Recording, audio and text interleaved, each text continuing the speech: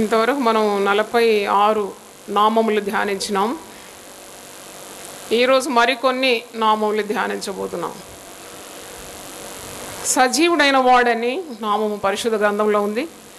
ప్రకటన 1:18 నేను మొదటి వాడను కడపటి వాడను జీవించు వాడను మృతుడనైతిని గాని ఇదిగో యుగ యుగములు సజీవుడనై ఉన్నాను. మరియు మరణం యొక్క పాతాళం యొక్క తాళపు చెవులు నా స్వాధీనంలో ఉన్నవి. అంటే నేను మొదటి వాడను కడపటి వాడను జీవించు వాడను. ఈ నామములు మనం ధ్యానించినాం. సజీవుడై ఉన్నాను, నేను యుగ యుగములు సజీవుడనై ఉన్నాను. మరి సజీవుడైన వాడు, సజీవుడై ఉన్నవాడని నామంతో ఆయనను మనం ఘనపరచాలి. అల్ఫా ఒమేగా అని మనం ఆయనను స్తుతిస్తున్నాం. మరి ఆయన జీవించువాడు, సదాకాలము జీవించువాడు. ఆయన సజీవుడైనాడు, మృతి పొందినాడు కానీ సజీవుడైనాడు. ఆయన మృతిని గెలిచినాడు, ఆయన మృత్యుంజయుడు. మరి యేసు ప్రభు ఈ లోకానికి పాప పరిహారార్థం తన ప్రాణం అర్పించడానికి వచ్చినప్పుడు ఆయన తన ప్రాణాన్ని సిలువలో అప్పగించినాడు. ఆయన పాతిపెట్టినారు. 3వ రోజు ఆయన మృతిని గెలిచినాడు, సజీవుడైన వాడు. మనము జీవిస్తున్నాము ఆయన ఉనికి కలిగి.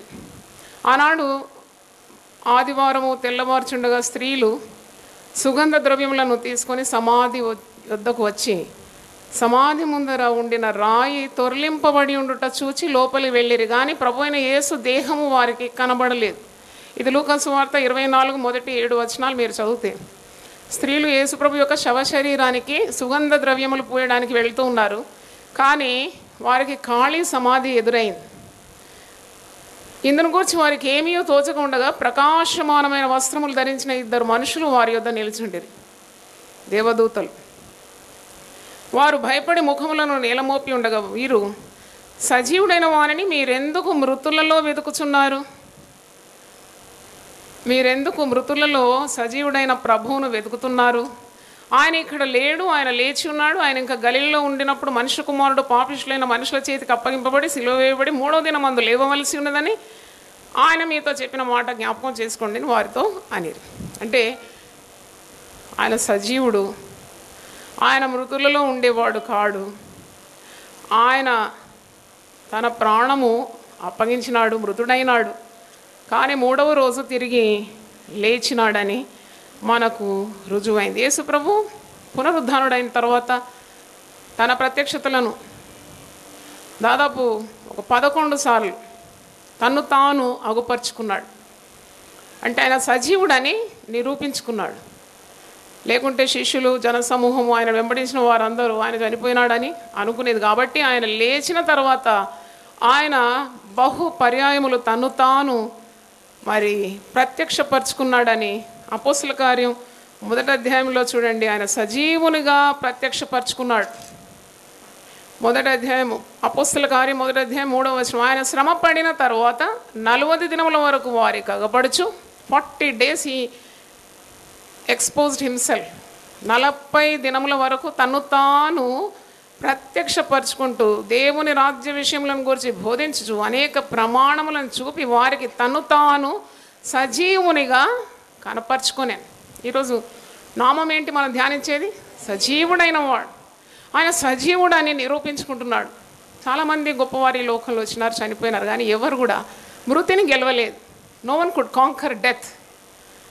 మహాత్మా గాంధీ చనిపోయినప్పుడు అందరూ అనుకున్నారు ఆయన ఒక సత్పురుషుడు కనుక యేసు ప్రభువులే తిరిగి 3వ రోజు లేస్తాడని ఆ సమాధి దగ్గర కావలిగా ఉండి ఎదురు చూసినారు, కానీ ఆయన లేవలేదు, ఎవరూ లేవలేదు. కానీ యేసు ప్రభు సమాధి మాత్రమే ఖాళీగా ఉంది. ఒక ఖాళీ సమాధి, దాంట్లో యేసు లేడు, ఆయన లేచి ఉన్నాడు. దేవునికి స్తోత్రం, హల్లెలూయా.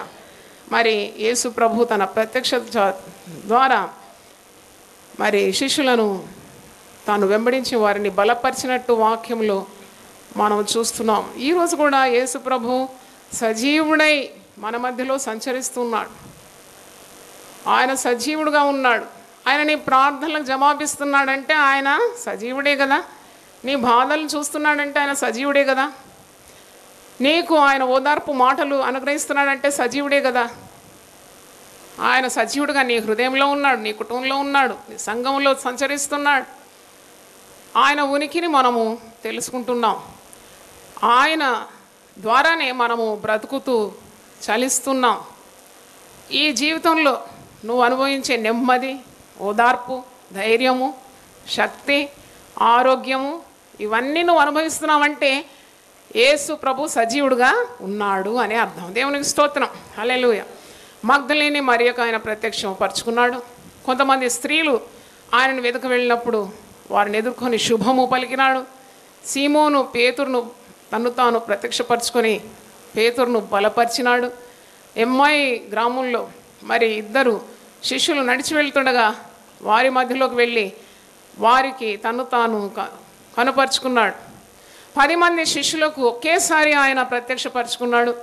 అవిశ్వాసి అయిన తోమాకు తన ప్రత్యక్షతను కనపరుచుకొని విశ్వాసిగా మార్చినట్టు మనం వాక్యం నుండి చూస్తున్నాం. తిబెరయ సముద్ర తీరమున శిష్యులకు తను తాను ప్రత్యక్షపరుచుకున్నాడు. వారు రాత్రంతా ప్రయాసపడుతున్నారు, ఒక చేపైనను దొరకలేదు. యేసు ప్రభు ప్రత్యక్షమై పునరుద్ధానుడైన తర్వాత వారికి ప్రత్యక్షమై తన మహిమను చూపెడుతున్నాడు. మీరు కుడి ప్రక్కన వల వేయుడి అన్నప్పుడు వారు ఆ మాట విని వల వేసినప్పుడు విస్తారమైన చేపలను ఆ రోజు సంపాదించుకున్నారు. అంటే తనలో శక్తి ఉందని, తనలో ఉనికి ఉందని, తన మాట వినవలనని వారికి అర్థమైంది. మరి ఇంకా 500 మంది సహోదరులకు ఒకేసారి ఆయన ప్రత్యక్షపరచబడినాడని 1 కొరింథీ 15:6 ఉంది. ఆయన మరి కేఫా అంటే పేతురు 12 మందికి కనబడినాడని, 11 మంది శిష్యులను చేర్చుకొని సర్వలోకానికి మీరు వెళ్ళి సర్వ సృష్టికి సువార్త అందించండి అంటే ఇవన్నీ కూడా ఆయన మరి మృత్యుంజయుడై అంటే సమాధిని గెలిచి మరణాన్ని గెలిచి పునరుద్ధానుడైన తరువాత ఈ కార్యాలన్నీ జరిగడం మనం చూస్తున్నాం. కాబట్టి యేసు ప్రభువును మనం కలిగి ఉన్నాం. మనము మూగ విగ్రహాలకు నమస్కారం చేయడం లేదు. మనం ఎవరిని వెంబడిస్తున్నాము? సజీవుడైన యేసు ప్రభువును వెంబడిస్తున్నాము. హల్లెలూయా. మనము రాయికి, గుట్టకు, చెట్టుకు, పుట్టకు నమస్కారం చేయడం లేదు. యేసును కలిగిన వారు, మనం యేసు జీవాన్ని మన హృదయంలో కలిగిన వారు.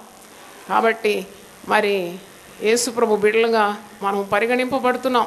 కనుక నువ్వు ప్రార్థన చేస్తున్నప్పుడు యేసు సజీవుడని మర్చిపోకూడదు. నువ్వేదో వల్లిస్తున్నావు, కొన్ని మాటలు పలుకుతున్నావు అని కాదు, కానీ సజీవుడైన ప్రభుతో నీ మనవులను విన్నవించుకుంటున్నావు. దేవునికి స్తోత్రం. అందుకే అంటాడు, సహాయం చేయకున్నట్లు నా హస్తం కుర్చం కాలేదు, విననేరకున్నట్లు నా చెవులు మందం కాలేదు. అన్యజనుల దేవతలు అవి వట్టివే విగ్రహాలు. ముక్కులున్నాయి, వాసన చూడడం లేదు. చెవులున్నాయి, వినడం లేదు. చేతులున్నాయి, సహాయం చేయడం లేదు. నోరుంది, మాట్లాడడం లేదు. కానీ మన దేవుడు అలాంటి వాడు కాడు. ఆయన సజీవుడైన దేవుడని నీవు గ్రహించాలి. ఖాళీ సమాధి సాక్ష్యం ఇస్తుంది. నీ ప్రార్థనలకు ఆయన జవాబిస్తున్నాడు. సజీవుడై నీ హృదయంలో ఆయన నివసిస్తున్నాడు. మరి ఆయన ఉనికిని, ఆయన స్పర్శను ప్రతి దినం నువ్వు అనుభవిస్తున్నావు. ఆయన కార్యములను నీవు గ్రహిస్తూ ఉన్నావు. దేవునికి స్తోత్రం. హల్లెలూయా. మరి ఒక నామం చిరంజీవి. చిరంజీవి అనే నామము పరిశుద్ధ గ్రంథంలో నెబుకద్నెజర్ రాజు దానియేలు గ్రంథం 4:31-34 మీరు చదివితే మరి ఈ అన్యుడైన రాజు దేవుని స్తుతిస్తున్నాడు. నెబుకద్నెజర్ చాలా గర్వపడ్డాడు. మనకందరికీ తెలుసు, 90 అడుగుల ఆయన ప్రతిమను సిద్ధం చేసి సర్వజనులు ఆ ప్రతిమకు ఏం చేయాలట? నమస్కారం చేయాలి. చేయని వారిని ఏం చేసినాడు? అగ్నిగుండంలో పారవేసినాడు. షడ్రక్, మేషక్, అబేద్నెగోలను 7 రెట్లుగా అగ్నిగుండం వేడి చేసి దాంట్లో పారవేసినాడు. దేవుని ప్రజలను దేవుడు కాపాడినాడు. 4వ వ్యక్తిగా ప్రభువు అగ్నిగుండంలో వారితో కూడా నడిచినాడు. వారికి అగ్నివాసన అంటలేదు. వారు ఆ రోజు సజీవులుగానే బయటికి వచ్చినారు. అంటే దేవుడు వారికి తోడుండి శ్రమల నుండి విడిపించినాడు. ఈ రాజు చాలా గర్విష్ఠుడై తను తాను హెచ్చించుకున్నాడు. దేవుడు అతన్ని మొత్తినాడు. పరిశుద్ధ గ్రంథంలో మీరు చూస్తే గర్విష్ఠులు అణపబడతారు. ఎవరి గర్వము వారిని ఏం చేస్తుంది? అణిచివేస్తుంది. కాబట్టి ఎప్పుడు కూడా వినయము, దేవుని భయం కలిగి తగ్గించుకోవడమే చాలా ఉత్తమమైంది. కానీ రాజు తను తాను హెచ్చించుకొని దేవుని యొక్క శిక్షను పొందుకున్నాడు.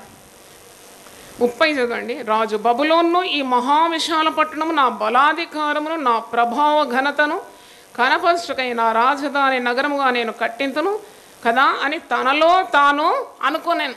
కొన్నిసార్లు గర్వపు మాటలు బయటికి రాకున్నా మనలో మనం కూడా అనుకోకూడదు. ఈయన తనలో తాను అనుకున్నాడట, నన్ను మించిన వాడు లేడని.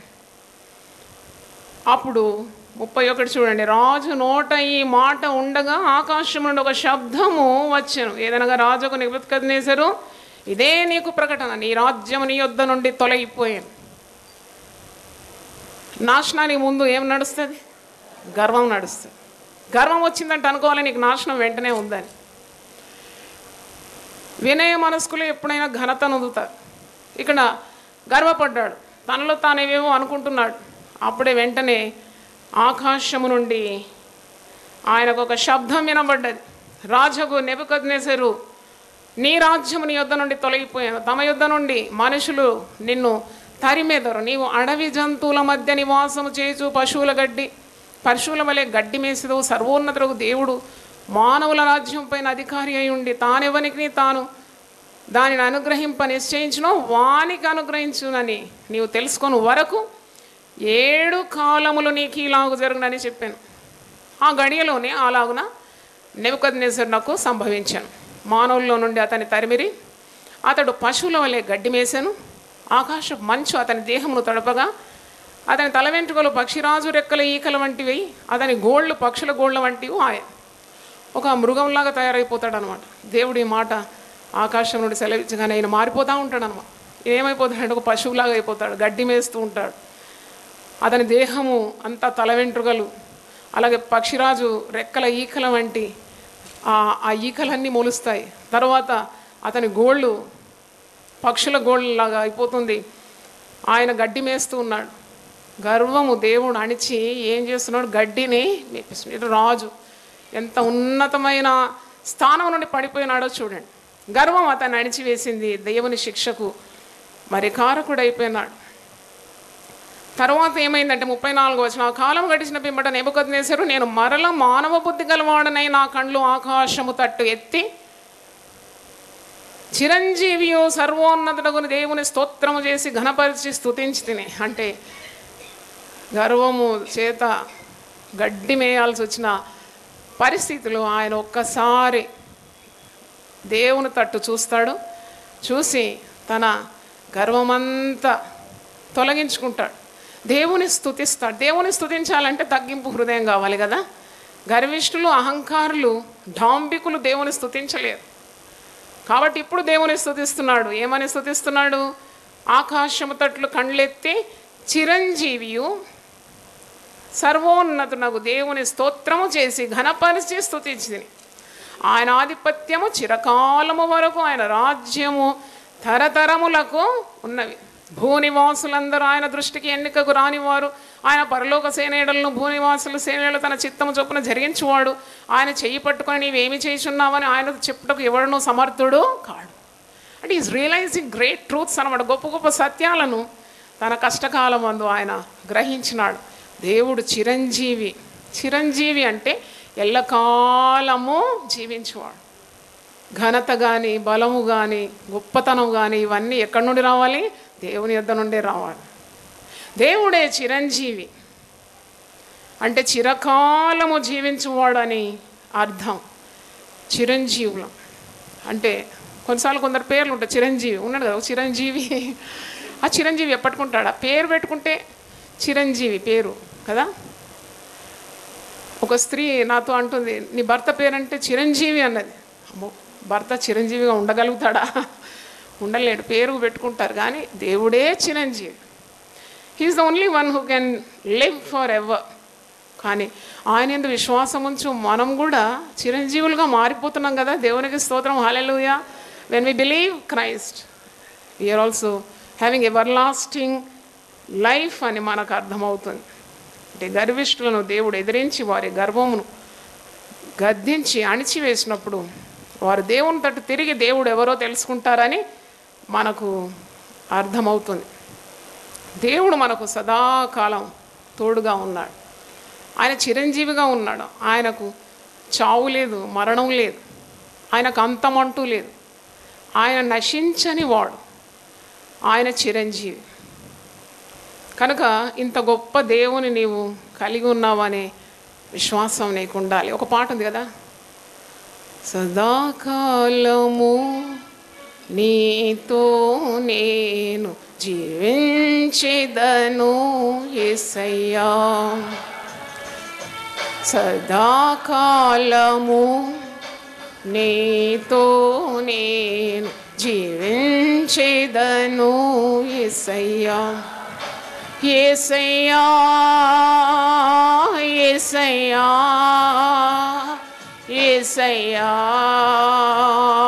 యేసయ్యా, యేసయ్యా, యేసయ్యా, యేసయ్యా, యేసయ్యా, సదాకాలము నీతోనే జీవించెదను యేసయ్యా. చిరంజీవి అంటే ఎక్స్పైరీ డేట్ లేదనమాట. ఏది కొన్నా మార్కెట్ నుండి మ్యానుఫ్యాక్చరింగ్ డేట్ ఉంటుంది, ఎక్స్పైరీ డేట్ ఉంటుంది. దేవునికి ఇవి రెండు లేవు. దేవునికి స్తోత్రం, హల్లెలూయా. ఆయన సదాకాలం ఉండేవాడు, ఆయన చిరంజీవిగా ఉన్నాడని నువ్వు గ్రహించాలి. సజీవుడైన దేవుడు, చిరంజీవి. ఇంకో నామం నిత్యజీవి అని కూడా దానియేలు గ్రంథంలోనే ఉంది. 12:7 వచనంలో ఆయన నిత్యజీవియగు దేవుడని, అతడు తన కుడి చేతిని ఎడమ చేతిని ఆకాశం వైపు ఎత్తి నిత్యజీవియగు వాని నామమున ఒట్టు పెట్టుకొని ఒక కాలములు అర్ధకాలము పరిశుద్ధ జనం యొక్క బలమును కొట్టివేయట ముగింపబడగా సకల సంగతులు సమాప్తములగునని దానియేలు చూసిన దర్శనంలో ఈ మాట ఉన్నది. ఆయన నిత్యజీవి. నిత్యజీవి అంటే నిత్యం ఉండేవాడు. Is an everlasting God. Yesu ప్రభు పుట్టక మునిపే యెషయా ప్రవక్త ప్రవచిస్తున్నాడు కదా, ఆశ్చర్యకరుడు, ఆలోచనకర్త, బలవంతుడు దేవుడు, నిత్యుడగు తండ్రి, ఎవర్ లాస్టింగ్ ఫాదర్. ఈ లోకరీతిగా ఉండేవారు నిత్యులు కారు, అనిత్యులు. కానీ ఆయన సదాకాలం ఉండేవాడు, ఆయన నిత్యజీవి అని మనకు అర్థమవుతుంది. కాబట్టి మనము ఈ అశాశ్వతమైన లోకములో ఒక నిత్యుడగు దేవుని కలిగి ఉన్నామనే జ్ఞానం ఉండాలి. దేవునికి స్తోత్రం. అందుకే ఎవరో నిన్ను ప్రేమించడం లేదు, ఎవరో నిన్ను వదిలిపెట్టినారు, ఎవరో నీ మీద శ్రద్ధ చూపడం లేదంటే నువ్వేమి తొణకొద్దు, బెణకొద్దు. ఎందుకంటే సజీవుడైన వాడు, చిరంజీవి, నిత్యజీవి నీకు ఎల్లకాలం తోడుగా ఉన్నాడు. దేవునికి స్తోత్రం, హల్లెలూయా. పౌలు భక్తుడు హెబ్రీలకు రాస్తూ 6వ అధ్యాయం 1-2 వచనంలో, మీరు నిర్జీవ క్రియలను విడిచిపెట్టి మారు మనసు పొందుటయు, దేవుని యందలి విశ్వాసమును బాప్తిసములను గూర్చిన బోధయు, హస్త నిక్షేపణమును, మృతుల పునరుద్ధానమును, నిత్యమైన తీర్పును అను పునాది మరలవేక క్రీస్తును గూర్చి మూలోపదేశం అని సంపూర్ణమౌటకు సాగిపోదాం. అందుకంటే మనము నిత్యజీవుడైన దేవుని కలిగి ఉన్నాం కాబట్టి క్రమక్రమంగా నువ్వు ఎదుగుతూ ఉండాలి, జీవం ఉండాలి నీలో. చచ్చింది ఏది కూడా పెరగదు కదా. నాకు అనిపిస్తుంది సంఘములో జీవం ఉంటే ఆ సంఘము తప్పకుండా ఏమవుతుంది, ఎదుగుతూ ఉంటుంది, పెరిగిపోతూ ఉంటుంది. ఒక మొక్కలో జీవం ఉంటే అది కొమ్మలు, రెమ్మలు, ఆకులు, కాయలు, మరి పువ్వులు, ఫలాలు వీటిలో మారిపోతుంది. అంటే నీకు వృద్ధి కలగాలంటే ఈ వృద్ధి కలగజేయ వానిలో ఏమున్నది, జీవం ఉన్నది. దేవునికి స్తోత్రం, హల్లెలూయా. మా కుటుంబాన్ని పైకి తీసుకురా ప్రభువా, నన్ను గొప్ప చేయి ప్రభువా, నా ఉద్యోగంలో నాకు ప్రమోషన్ రావాలి అంటే నీకు ఇవన్నీ గుర్తు రావాలి, ఈ మాటలన్నీ. ఆయనలో జీవం ఉన్నది, ఆయన నిన్ను పెంచుతాడు, ఆయన నిన్ను పెరిగింపజేస్తాడు అని నీవు వ్యర్థమైన వదిలిపెట్టాలని పౌలు భక్తుడు అంటున్నాడు. Leave all the unnecessary trash, చెత్త చెదారం ఇవన్నీ వదిలిపెట్టాలి. నేను నిన్నటి రోజు కారులో వెళ్తున్నప్పుడు రోడ్డు మీద ఒక వృద్ధాప్యంలో ఉన్న వృద్ధుడు, మతి చలించింది అనుకుంటాను. ఎన్ని మూటలు, అన్ని మూటలు, నేను లెక్క పెడితే ఒక 8 మూటలు సంచులు నిండా చెత్తనే. ఆ చెత్తనే ఇలాగూ కట్టి కట్టి కట్టి ఆ మొత్తం ఇలాగూ బరువు ఇట్లా మోసుకుంటూ వెళ్తున్నాడు. మనకు చాలా దయ కలిగింది. ఎందుకు? ఆ సంచిలో ఏమున్నది, ఏమన్నా ముత్యాలు ఉన్నాయా, ఏమన్నా బంగారం ఉందంటే కాదు, చెత్తనే ఉందన్నమాట. చెత్తనే ఏరుకున్నాడు, చెత్తతో నింపుకున్నాడు. ఎంత బరువు మోస్తున్నాడు. అప్పుడు పరిశుద్ధాత్ముడు నాకు నేర్పిస్తున్నాడు, నీ దృష్టికి వాడు పిచ్చివాళ్ళలాగున్నాడు, చెత్త ఏరుకుంటున్నాడు. ఇలాంటి పిచ్చి వాళ్ళు సమాజంలో చాలామంది ఉన్నారు. వాళ్ళు ఏరుకుంటున్నారు ధనాన్ని, బంగారాన్ని, వెండిని, మరి డబ్బును ఏరుకొని. ఇలానే పిచ్చోళ్ళు అన్నమాట దేవుని దృష్టిలో కదా. తినడానికి ఇంత ఆహారం, ఉండడానికి ఒక ఇల్లు, దేవుని ఆశీర్వాదం ఉంటే ఇవన్నీ అనుభవించగలవు. కానీ నువ్వు ఎన్నెన్నో కూడా పెట్టుకోవాలనుకుంటావు, మరి నీకు ఏది అందదు. చూడండి, అలా కాకుండా ఈ లోకరీతిగా ఉండేవన్నీ కూడా పెంటతో సమానంగా ఎంచుతున్నాడు. ఎవరు? అపోస్తులైన పౌలు. పెంటనే కూర్చుకున్నట్టే కదా. అందుకే క్రీస్తు యేసును కూర్చున్న ఆ గొప్ప జ్ఞానము, ఆయన మరణము పునరుద్ధానం గురించిన జ్ఞానం నాకుంటే చాలని ఆయన కలిగినవన్నీ కూడా ఏం చేసినాడంట? పెంటతో సమానంగా ఎంచుకున్నాడు. కాబట్టి ఇంత గొప్ప దేవుని కలిగి ఉన్న నీవు దేవుని మీద ఉండాలి. నీ గురి దేవునితో నింపబడాలి నీ హృదయం. ఆయన నిత్య జీవము నీకు అనుగ్రహిస్తాడు. నిత్య జీవి నీకు అనుగ్రహించేది ఏంటి? గొప్ప బహుమానం ఏంటంటే నిత్య జీవం. నిత్య జీవం కావాలి, కానీ ఈ లోకాన్ని వదిలిపెట్టకూడదు అనే ఒక ఆశ ఉండకూడదు. ఎందుకంటే ఒక యవనస్తుడు, మత్తయి సువార్త 19వ అధ్యాయంలో ఒక యవనస్తుడు వస్తున్నాడు యేసు ప్రభు దగ్గరికి, నిత్య జీవి దగ్గరకు వస్తున్నాడు. వచ్చి నాకు నిత్య జీవం కావాలి అని అడుగుతున్నాడు. మత్తయి సువార్త 19వ అధ్యాయం ఒకసారి చూడండి. మాథ్యూ 19:16, మత్తయి 19:16. ఇదిగో ఒకడు ఆయన ఎద్దకు వచ్చి, బోధకుడా, నిత్య జీవము పొందుటకు నేను ఏ మంచి కార్యం చేయవాలని ఆయనను అడిగాను. నేను ఏ మంచి కార్యం చేస్తే నిత్య జీవం నేను పొందుకుంటానని యవనస్తుడు అడుగుతున్నాడు. అందుకు ఆయన, మంచి కార్యం గురించి నన్ను ఎందుకు అడుగుతున్నావు? మంచివాడు ఒకటే, నీవు జీవంలో ప్రవేశింపగోరినట్లు ఆజ్ఞలను గైకొనమని చెప్పాను. అతడు ఏ ఆజ్ఞలను అన్నడుగా, యేసు నరహత్య చేయవద్దు, వ్యభిచరింపవద్దు, దొంగిలవద్దు, అబద్ధ సాక్ష్యం పలకవద్దు, తల్లిదండ్రులను సన్మానింపు, నిన్ను వలె నీ పొరుగు అని ప్రేమిపోవాలని అనున్నది అని చెప్పాను. అందుకు ఆ యవనుడు, ఇవన్నీ అనుసరించుతూనే ఉన్నాను, ఇకను నాకు కొదువ ఏమని ఆయనను అడిగిన. అందుకు యేసు, నీవు పరిపూర్ణుడవగుటకు కోరిన ఎడల పోయి నీ ఆస్తిని అమ్మి బీదలకిమ్ము, అప్పుడు పరలోకమందు నీకు ధనము కలుగును, నీవు వచ్చి నన్ను వెంబడించమని అతనితో చెప్పాను. అయితే ఆ యవనుడు మిగుల ఆస్తి గలవాడు గనుక ఆ మాట విని వ్యసనపడుచు వెళ్ళిపోయాను. ఇంకో సువార్తలో ఉంది, ముఖము చిన్న బుచ్చుకొని వెళ్ళిపోయినాడు. వచ్చినప్పుడేమో పరిగెత్తుకుంటూ వచ్చాడు, చాలా అత్యాసక్తితో వచ్చాడు. యేసు ప్రభు అను అడుగుతున్నాడు, నేను నిత్య జీవం పొందుకోవాలి. యేసు ప్రభువే కదా నిత్య జీవి, అందరికీ నిత్య జీవం అనుగ్రహించేది యేసు ప్రభువే కదా. ఆయన ద్వారానే తప్ప పరలోక రాజ్యంలో ఎవడునూ చేరలేడు, తండ్రిని చూడలేడు. కాబట్టి యవనస్తుడు పరిగెత్తుకొని వచ్చి, నాకు నిత్య జీవం కావాలి, నేనేం చేయాలన్నప్పుడు, ఆజ్ఞలన్నీ పాటిస్తున్నావా? అవును, ఆజ్ఞలన్నీ పాటిస్తున్నాను, చిన్నతనం నుండి నేను పాటిస్తున్నాను. అయితే నీలో ఒక కొదువు ఉంది, నీకున్న ఆస్తి అమ్మి బీదలకు ఇమ్ము. అంటే దాని అర్థం నువ్వు ఆస్తిగా ఉండకూడదని కాదు, కానీ నీ ధనానికంటే నువ్వు దేవుణ్ణి ఎక్కువగా ప్రేమించాలి అని బోధిస్తున్నాడు. కానీ అది నచ్చలేదు ఆ యవనస్తునికి. ఉన్నదంతా అమ్మి బీదలకు ఇవ్వాలి అంటే ఆ మాటలకు ఆయన చాలా వ్యసనపడి వెళ్ళిపోయినాడంట. ఎందుకంటే ఆయన మిగుల ఆస్తిపరుడు, చాలా ధనం ఉన్నది యవనస్తుని. అవగావాల బువ్వ కావాలంటారు కదా, ఆయనకు నిత్య జీవం కావాలి, ఈ లోకరీతిగా ఉన్నవన్నీ కూడా కావాలి. అలా కుదరదని అంటున్నాడు. దేవుని రాజ్యము నీతిని నువ్వు వెతకాలి, అప్పుడే నీకు కావలసినవన్నీ కూడా దేవుడే ఇస్తాడు అని అర్థం. దేవునికి స్తోత్రం, హల్లెలూయా.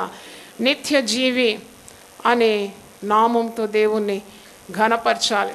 ఆయన జీవం ఇస్తాడు. చూడండి, మీరు పరిశుద్ధ గ్రంథంలో ఎప్పుడైనా గమనించినారా? జీవము అనే మాట ఎన్నిసార్లు ఉంది. ప్రభు అంటున్నాడు, నేను మార్గము సత్యము జీవమై ఉన్నాను, జీవ జల నదులు నా యందు విశ్వాసముంచు వాని కడుపులో నుండి పారునన్నాడు. జీవ గ్రంథములో మీ పేరులు లిఖింపబడుతుందన్నాడు. నిత్య జీవపు మాటలు కలవాడని మనకు తెలుసు. ఇంకా చాలా ఉంది. జీవవృక్షముల ఫలములు మీరు భుజిస్తారని. అంటే జీవం అన్ని జీవంతో కూడిన మాటలు మనం చూస్తున్నాం. అంటే దేవుడు జీవము గలవాడు, నిత్యజీవి, సజీవుడైన వాడు, ఇంకేంటి చిరంజీవి, నిత్యజీవి. నేను నామములు చెప్తుండగా 2 చేతులు ఎత్తి మొదట స్తుతిద్దాం. సజీవుడై ఉన్నవాడు, స్తోత్రం స్తోత్రం స్తోత్రం. చిరంజీవి, నిత్యజీవి, స్తోత్రం. ప్రార్థన చేసుకుందాం. ప్రభువా, కోట్ల నామాలతో నేను స్తుతించిన తక్కువేనైనా. మా బ్రతుకు కాలంలో కొన్ని నామములైనా ఎత్తిపట్టి దాన్ని గ్రహించి దాన్ని వివరించడానికి మీరు మాకు ఇచ్చిన ఈ కృప కొరకు వందనాలు చెల్లిస్తున్నాం. నీ గుణాతిశయములను లోకమంతా ప్రచారం చేయమన్నావు. అందుకొరకే అంధకారం నుండి ఆశ్చర్యకరమైన వెలుగులోకి నడిపించినావు. అవును ప్రభా, నిన్ను గురించి మేము చాటించాలి. నువ్వు గొప్ప దేవుడు అని, జీవుడవై ఉన్నవాడు అని, నువ్వు చిరంజీవి అని, నిత్యజీవి అని ఈరోజు మేము ప్రకటించినాం. గొప్ప దేవ, ఈ యొక్క నామముల ఆరాధనకు వచ్చిన ప్రతి బిడ్డను ఆశీర్వదించండి. వారి తల మీద నీ హస్తం ఉంచండి. వారి కట్లన్నీ తెంపివేయండి నాయన. వారి భయాలన్నీ తొలగించండి. దేవుని వాక్యం వెలుగు, ఆ వెలుగు వెల్లడి అవుటతోడనే చీకటి పారిపోతుంది కనుక నీకు వందనాలు. దేవుని వాక్యం విన్న బిడ్డలను కూడా మీరు ఆశీర్వదించి వారి కుటుంబంలో ఉన్న ప్రతి అక్కర తీర్చండి. యేసు నామములో అడిగి వేడుకుంటున్నాను తండ్రి, ఆమేన్. తండ్రి అయిన దేవుని ప్రేమ, యేసు క్రీస్తు కృప, పరిశుద్ధాత్మ సహవాసం మనందరికీ సదాకాలం తోడుగా ఉండును గాక. దేవుడు మనల్ని సమృద్ధిగా దీవించును గాక.